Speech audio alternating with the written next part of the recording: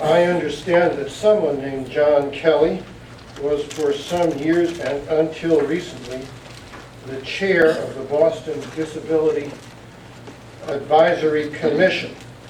So my first question is, that was you, was it? Yes. John? Now you can wait until we get your presentation. And secondly, it was you, was it not, John, who originated and are chiefly responsible for the City Hall Disability Access Route? And thirdly, it was you, John, whose testimony in opposition to the physician-assisted suicide bill has been described in the press as brilliant. And finally, was it you, John, or was it not, whom Mayor Menino honored by proclaiming May 27, 2012, John B. Kelly Day?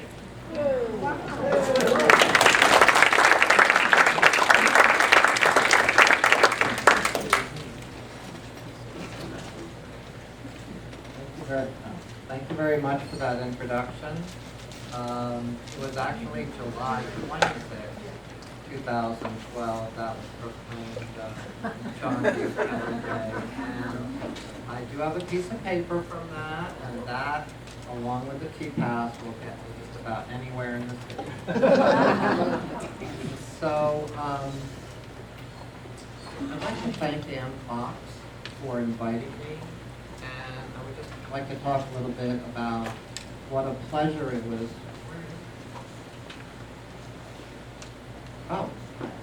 What a pleasure it was working with you, Ann, and with the Mass Alliance, and with Pat Stewart, and maybe a few other people I see here, and Helen and we all know.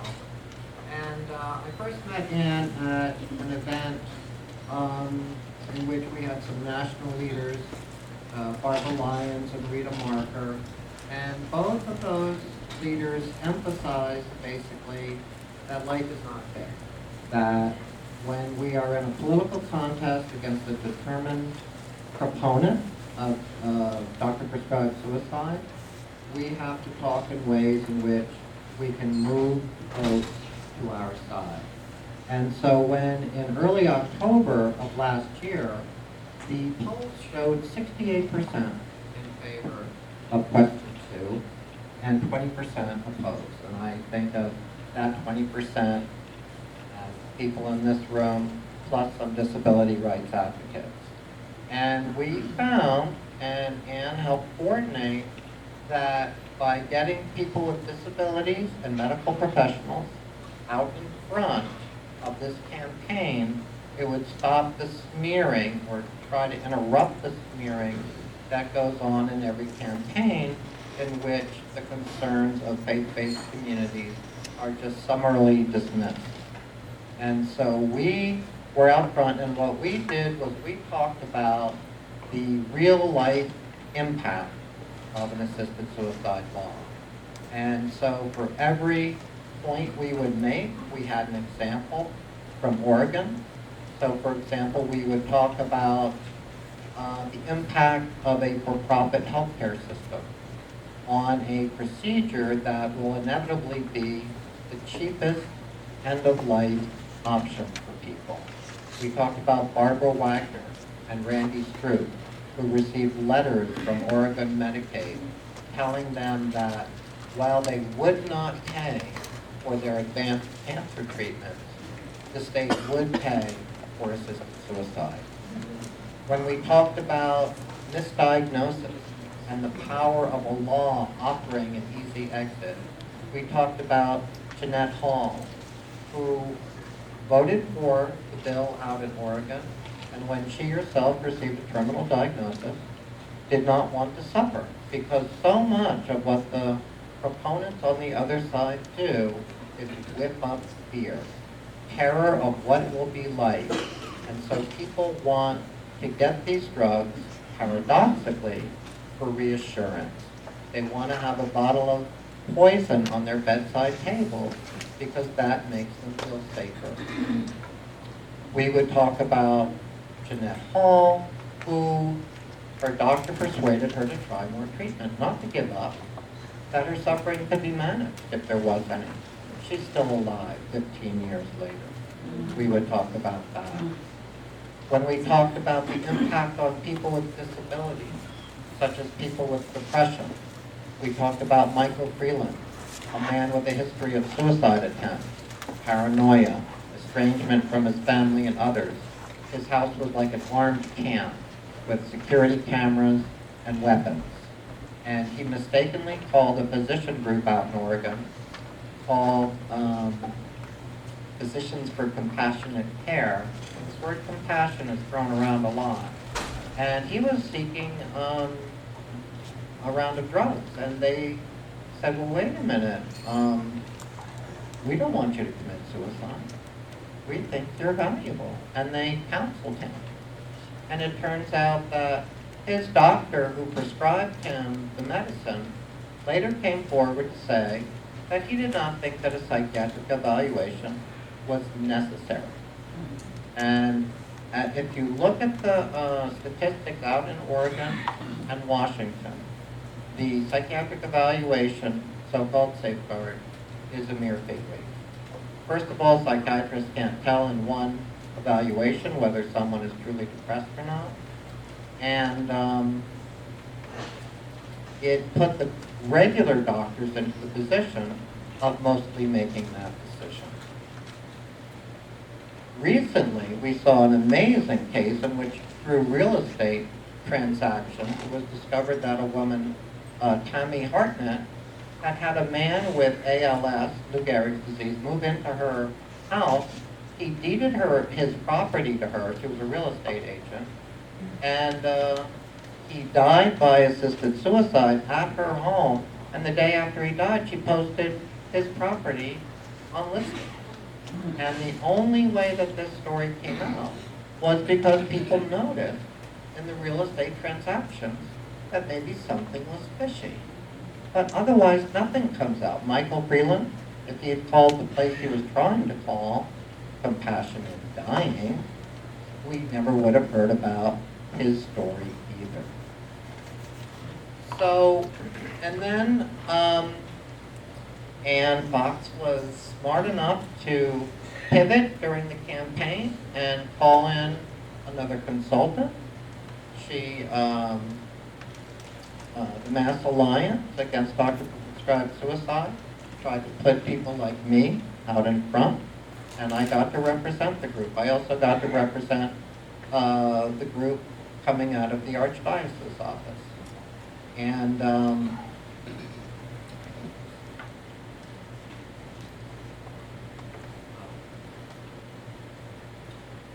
we also talked about the problems with elder abuse. The great appeal of doctor-assisted, doctor-prescribed suicide is that people think that individually, that they don't want to suffer.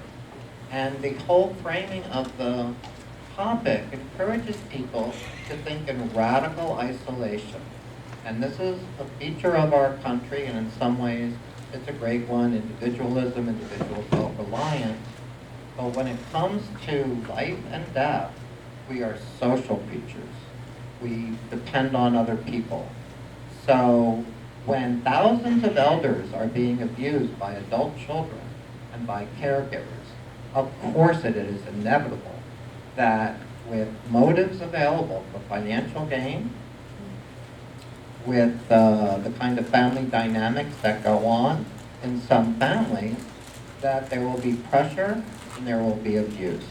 The proponents, who overwhelmingly come from very well-educated, wealthy, white folks with a secular outlook, they are thinking of themselves and their own wishes to have the society verify, justify, legalize, codify their desire to die rather than receive care from other people, from their own families. And you can see in the results from out in Oregon. Now, we don't get much from out there. It's just a doctor filling out a form.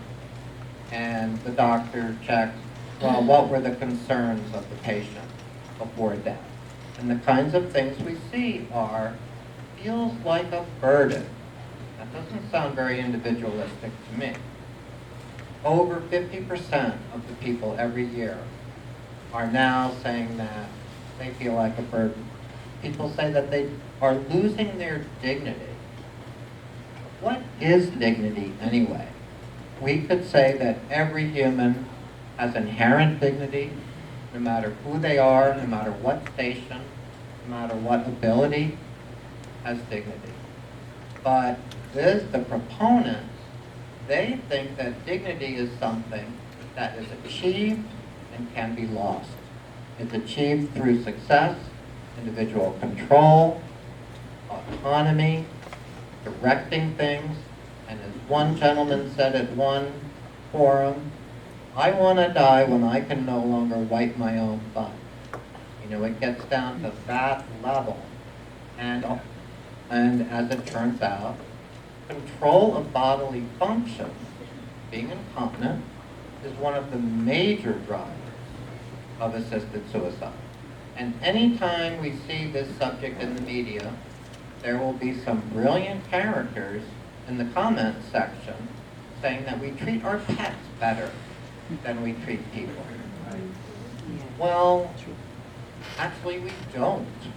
It turns out that animals that go to shelters, they get killed, mostly. And when a pet becomes too expensive, loses control of its bowels or bladder, we often put it down and we say it's for their own good. And I think that that kind of sentiment gets at one of the nub of the problem here is that people are thinking that their parent or relative, that they, you know, the caregiver would be better off with the person out of the way. It'll be for the best. Turned out for the best. They're in a better place. Well, we would like to make this place a better place. And when people have support, and I can attest to this very much, people tend to think that I'm severely disabled. My life must be very difficult because of the disability. But I think, as you know here, and I think a faith-based community knows better than anyone, we all depend on other people. And it's how other people treat us that really matters. If people are nice to me, welcome me, I'm fine. Humans can adapt to just about anything. We can live on the top of the world, we can live underwater, we can live on islands, we can live in skyscrapers. The only thing we can't stand is isolation and people not wanting us around. And so bills like this, which promote people to take the hero's way out, so-called heroes, where they would prefer to die, and whether it's leaving money for heirs, because finances come into play here.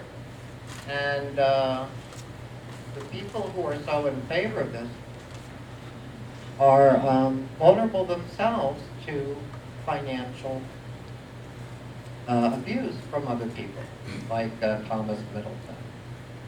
And I'd like to talk about a little bit about another part of the coalition that won for us. It was faith-based people, it was disability rights people. We were able to sway some progressives because that's the side of the political fence that we come from. But there was also a massive turnout of people of color for Obama and for Warren.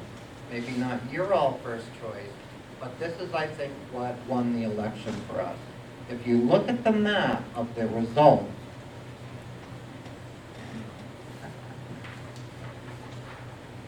and I realized coming in that I really should have just had this one slide up on the PowerPoint for the whole meeting, and you see that in Springfield, it went down.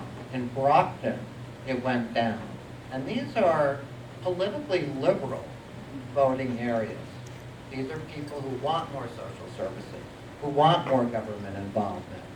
And, but they know not to blindly trust medical science and the institutions of society, which have so often not had their best interests at heart. So, for example, in Mattapan, there was one precinct in which 99% of the voters voted for Obama. 72% of those same people voted against question 2. And this is one of the ways in which we must, in the future, broaden our coalition and bring people in, working class people, people of color, immigrants, and that's really how we won. Of course, it was also helpful that Victoria Kennedy came out with a op-ed talking about how her husband, Teddy, was given 2 to 4 months to live. He lived 15 months. And I think that was the sealed defeat. Because the argument that Marcia Angel and her allies were making was that when you have a terminal diagnosis, you are dying. You're in the middle of dying. So it's only a matter of dying in agony and suffering, or dying peacefully, humanely, and with dignity. And we were able to show that whether you have a terminal illness or not, you are most often not dying. You are living. And we made the point that we're fighting for the lives people are leading, not the deaths that await all of us.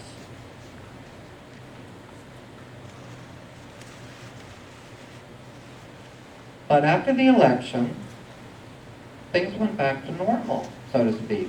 WBUR, on which I had debated Marcia Angel twice, they interviewed her the day after the election to ask her what's next, as if they had won.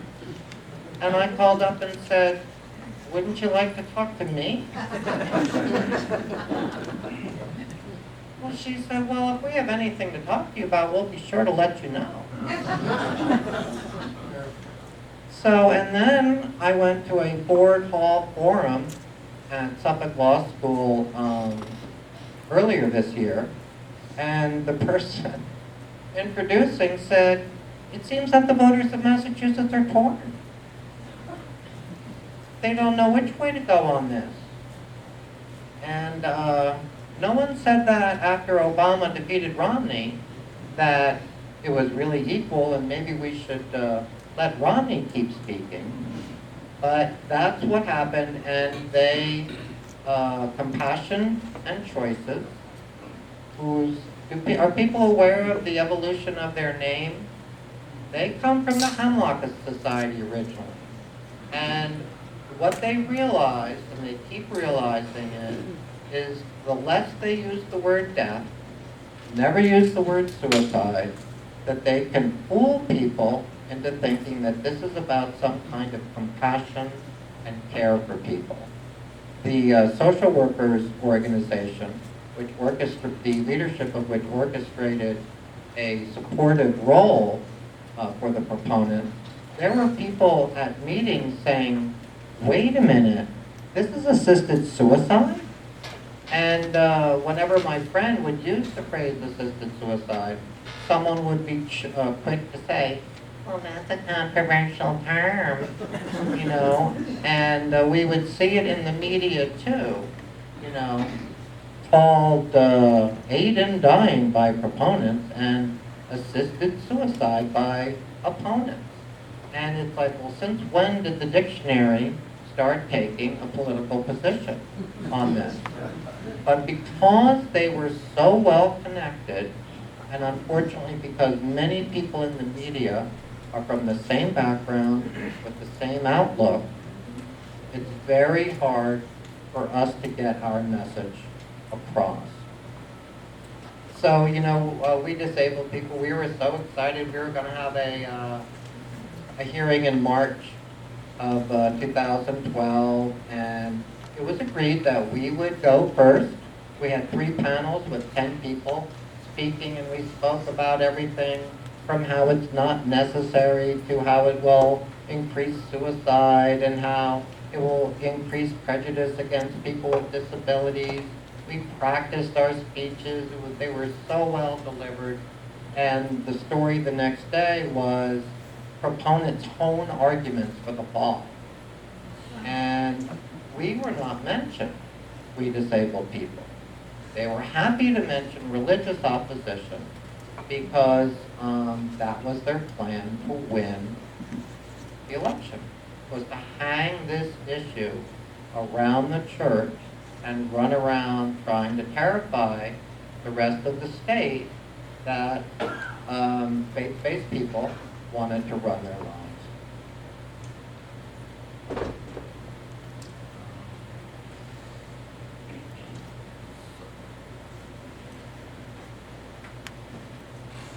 Getting back to the Hemlock Society, they then morphed into Compassion in Dying, and one group split off to form the group Final Exit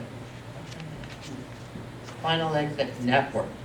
And they build themselves as a full-service organization which will also take people with disabilities who are no way terminal.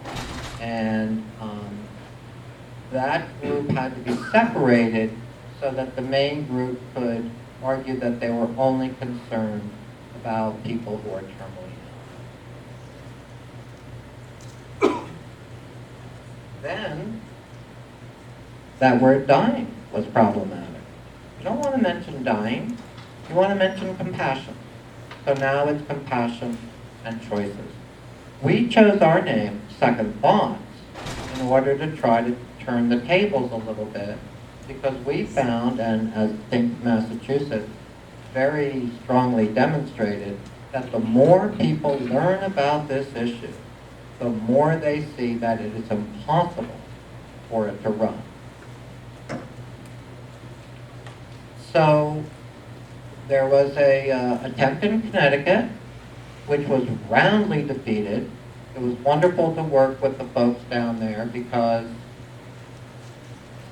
they had their developmental disability council involved. And these folks were very effective in fighting against this quality of life argument where some people are determined by others not to have a good quality of life, and maybe death should be recommended. Then came Vermont, and I'm sure you've all heard that the outcome there was very disappointing. Now, originally, they came in with the Oregon-style bill, which was the same as the Massachusetts bill. And this is predicated based on dignity, what they call dignity.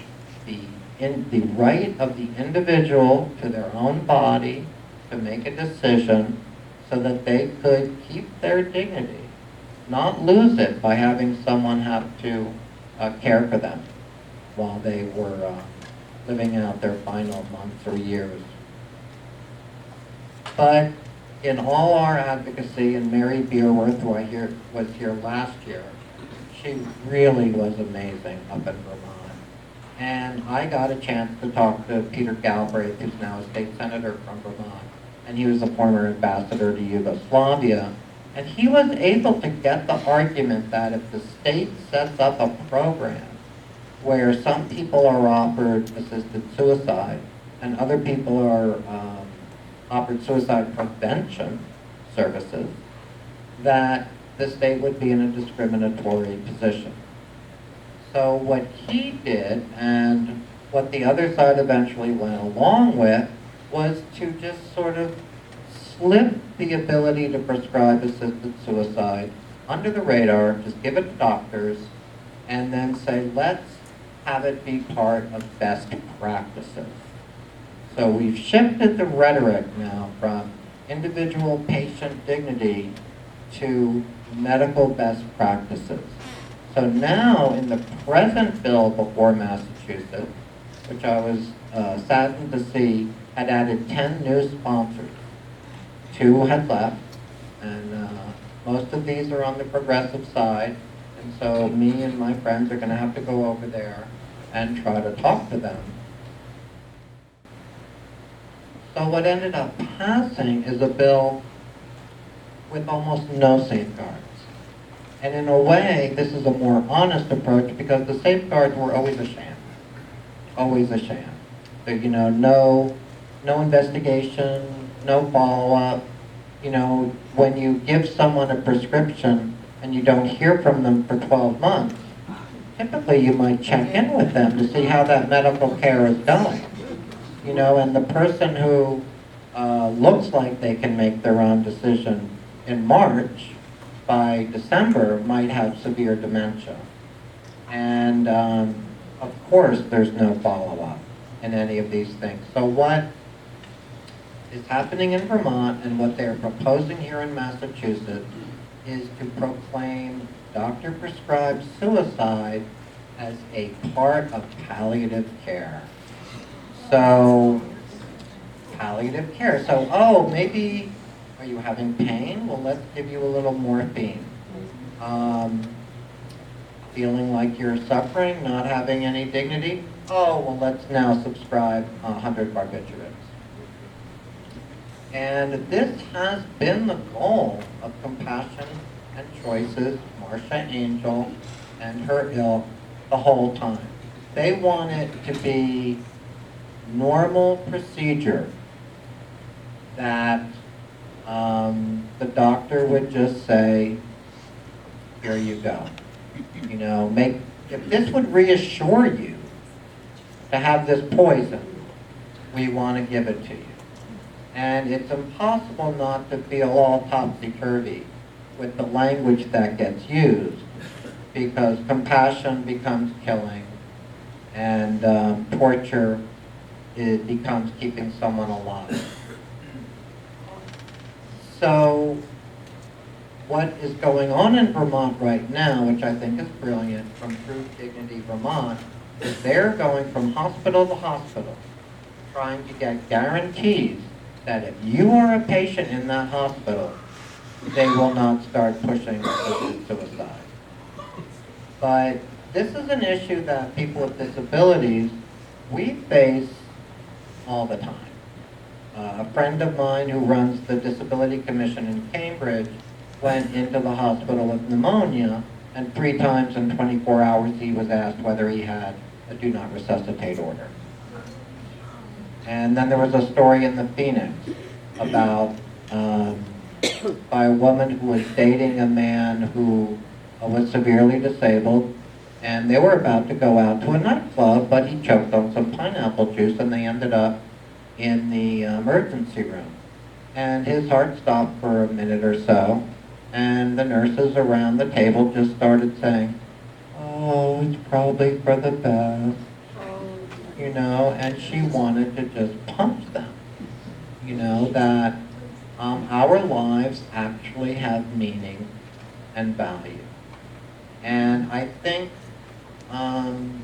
this is something that everyone in our coalition shares, about the inherent dignity of everyone, and that we need to protect that and provide better services.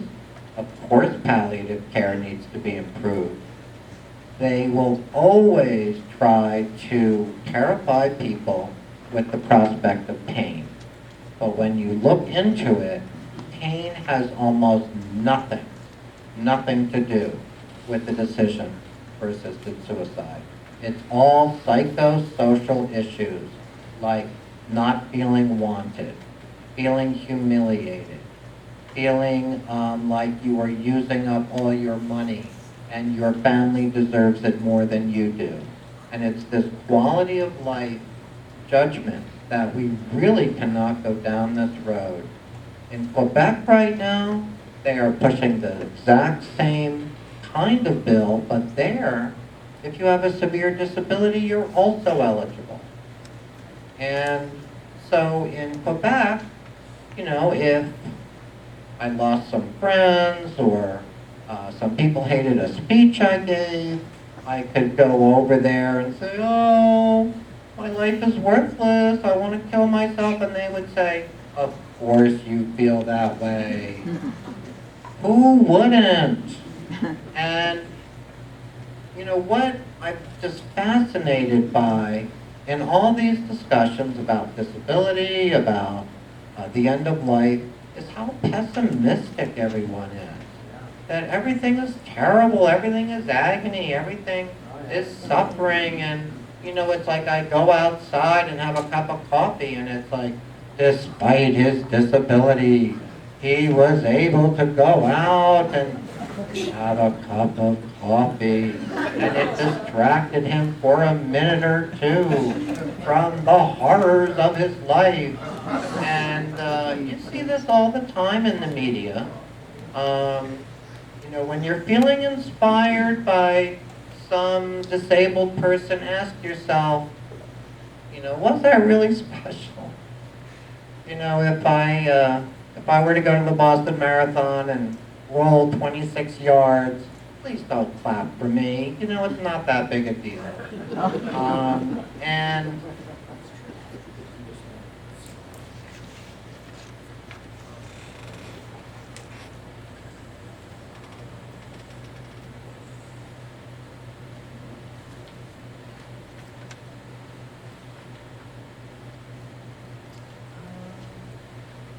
you know, I think I'll stop there. I'd love to take questions. It's fun to talk about this issue again. My roommate walks by my computer and she hears death, suicide, and she's like, I can't stand it. You know, but unfortunately, this is what we have to be fighting for. And I think this battle is winnable. But we have to really keep fighting. We have to stay disciplined, not lose our cool, and use our pragmatic, real-world arguments, and then we can win, even in Massachusetts, such a radical, but such a liberal state compared to the rest of the country. So, and hopefully in Vermont, there will be enough of a backlash or something going on so that we can reject this so-called best practice language. And if there is a hearing, which probably would maybe be in the spring of next year, I hope to see you all there cheering on the disabled people as we fight the battle out in front and you make the calls to the legislators behind us. So like, and that we really need to learn to work together. I think what really got Ann and me together was we fought a battle about a palliative care awareness bill in the spring of last year. And this bill was terrifying because it had things like end-of-life options in it. And we know that when we see end-of-life options, that easily could include assisted suicide. So good people from NCFL bombed the legislators with phone calls. We went in and lobbied and argued our disability rights perspective, and we were able to get in a final line into that amendment saying nothing in this section shall be construed to include assisted suicide or aid in dying or any other euphemisms. And that was the first time that that had happened in this country. So lots is possible, and look forward to working with you in the future, but hope we don't have to work together too long. Thank you.